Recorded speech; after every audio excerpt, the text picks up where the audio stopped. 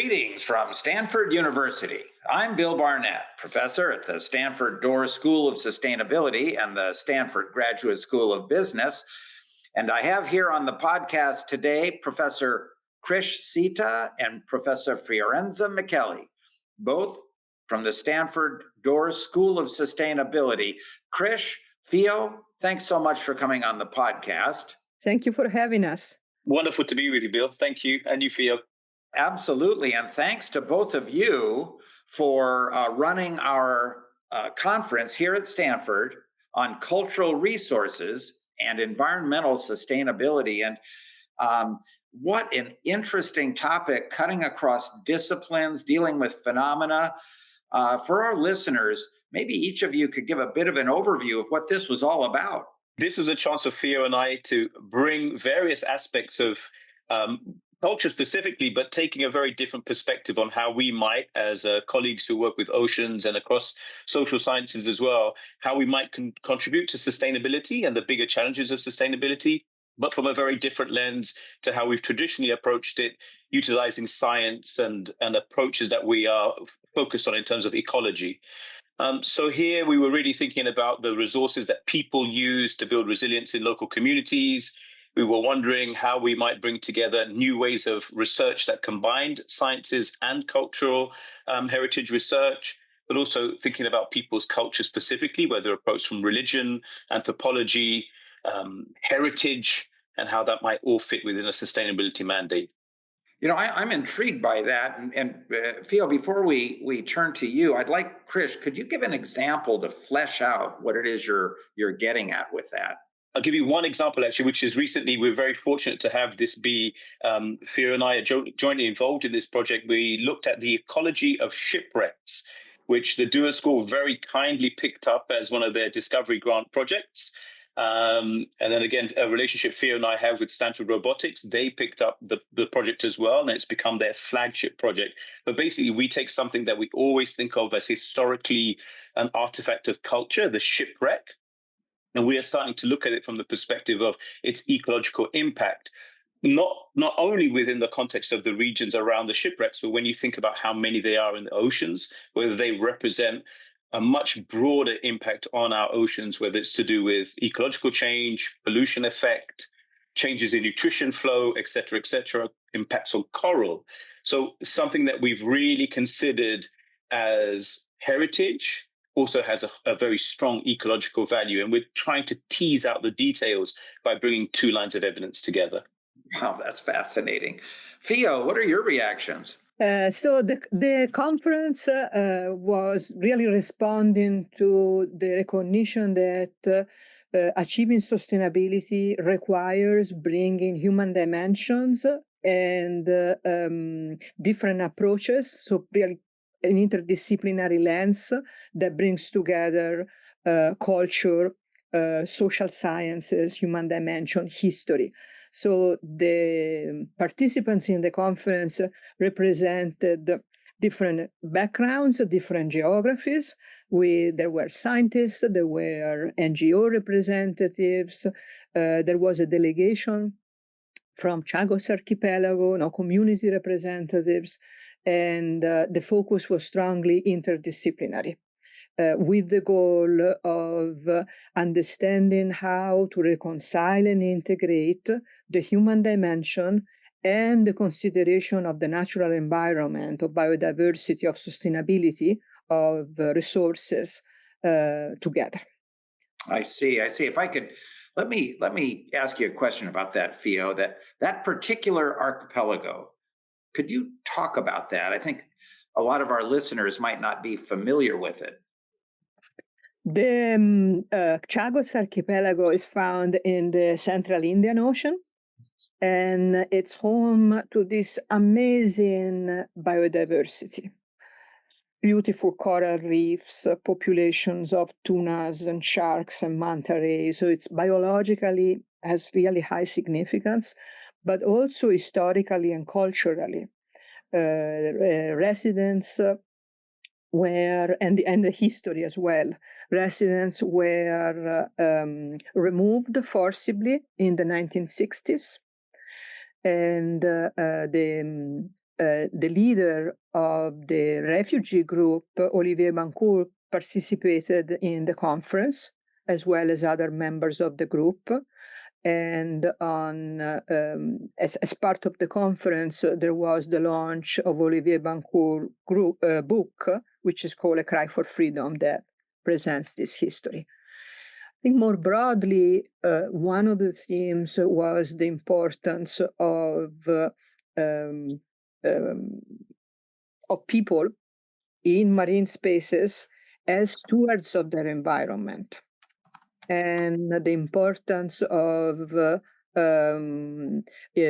recognizing and integrating the knowledge, the practices, the care for the environment that people bring. And so this was an example, and then others were brought by, for example, Naya Lewis, who's the head of the Big Ocean Network, and she, for example, presented the case from Papua New Guinea in the Northern Hawaiian Islands of integration of culture and cultural heritage and the vision of indigenous communities in the management actions to preserve and manage this big marine space. So experiences from other geographies were also brought to bear and shared in the conference that was primarily focused on the Indian Ocean.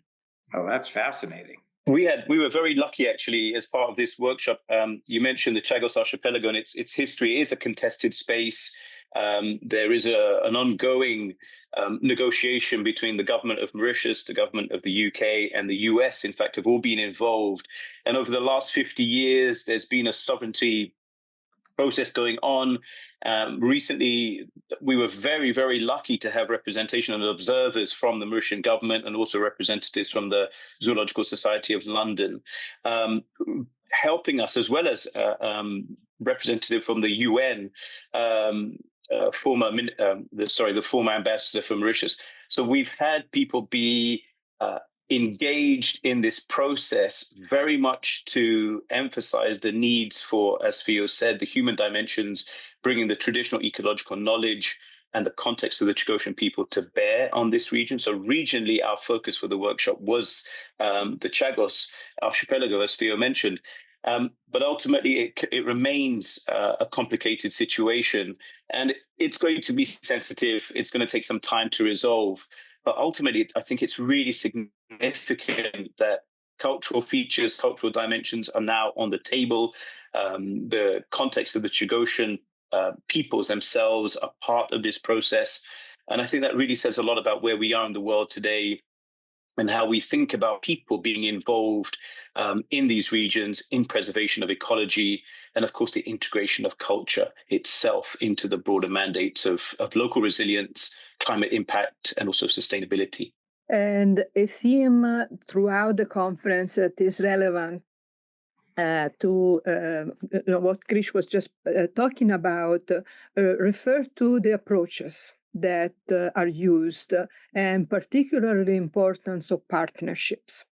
For example, partnerships between the scientists and the local communities from the onset, so that the needs, the knowledge, the long-standing knowledge, and the goals of communities inform and are part of the research process and the gathering of additional knowledge. So it was really exciting to see the integration of kind of cutting-edge technologies, AI, satellite data, biologging and tracking, sounding of the seafloor with the vision and knowledge and objectives of communities. And there were several examples from Sri Lanka and from Mauritius and from the Pacific that brought to life these practices in participatory